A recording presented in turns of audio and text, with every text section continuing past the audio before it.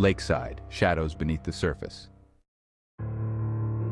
I arrived in Lakeside at dusk, the amber glow of the setting sun casting long shadows over the tranquil waterways that wove through the town. For a place so rich with natural beauty, there was an unsettling undercurrent, a tension that clung to the air like humidity before a storm. My name is Ryan Sullivan, private investigator, and I had been hired to find a missing woman named Fiona Carter. Fiona had vanished without a trace a week ago, the latest in a series of disappearances that had locals whispering about curses and ancient spirits. Her sister, Margaret, had hired me in desperation. She believed there was something sinister at play, something beyond the realm of the ordinary. My investigation began at Lakeside's most peculiar feature, the lake itself. Despite the town's abundant wildlife, no birds ever landed on its surface. Fishermen avoided its shores, and children no longer played nearby. The lake was a void in the midst of life, as if nature itself recoiled from its presence. Despite the mysterious lack of life on the lake, no official investigation had been opened. Testing had been done on the water, and apparently all was fine. Their excuse was that lakes go through periods of inactivity to heal. I stood on the shore watching the dark, glassy water. It was eerily silent, save for the occasional rustle of leaves in the breeze.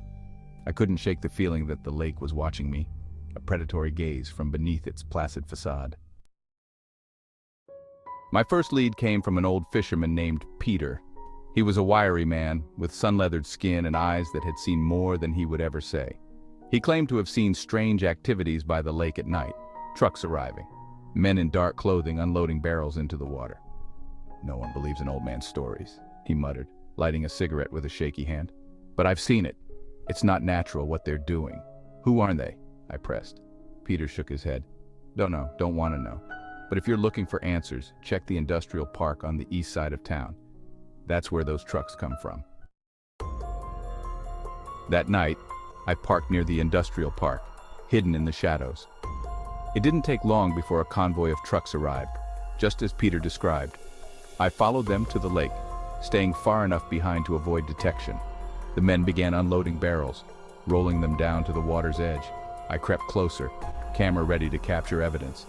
But then I saw something that made my blood run cold. One of the men was dragging a struggling figure from the back of a truck. It was a woman, bound and gagged. My heart pounded as I realized I might be witnessing Fiona's fate. I needed to know where they were taking her. Abandoning my car, I followed on foot, keeping to the cover of trees.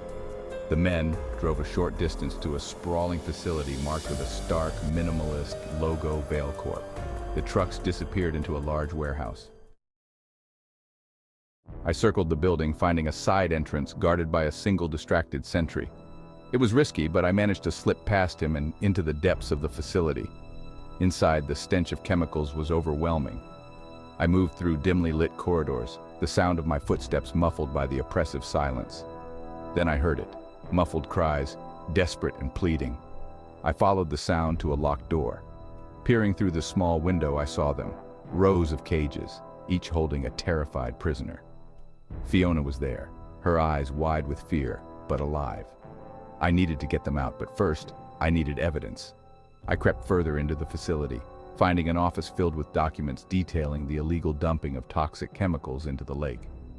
ValeCorp had been using the lake as a disposal site, poisoning the water and kidnapping anyone who got too close to their operation. I took photos of everything, documents, maps, and the cages. Then, I called the police, making sure they understood the urgency. As I waited for their arrival, I couldn't resist a final act of defiance. I unlocked the door to the cages, freeing the captives. Fiona rushed to me, tears streaming down her face. "Thank you," she whispered, her voice hoarse. They took us because we saw them. They said no one could know." "Well, now everyone will," I replied, a grim satisfaction settling over me. The police arrived, arresting the ValeCorp employees and freeing the remaining captives. Not only townspeople, but also a few company employees who had disagreed with the agenda of ValeCorp.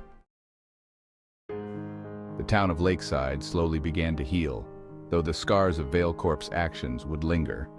As for the lake, it would take years to cleanse the toxins from its depths. But nature has a way of reclaiming what's hers.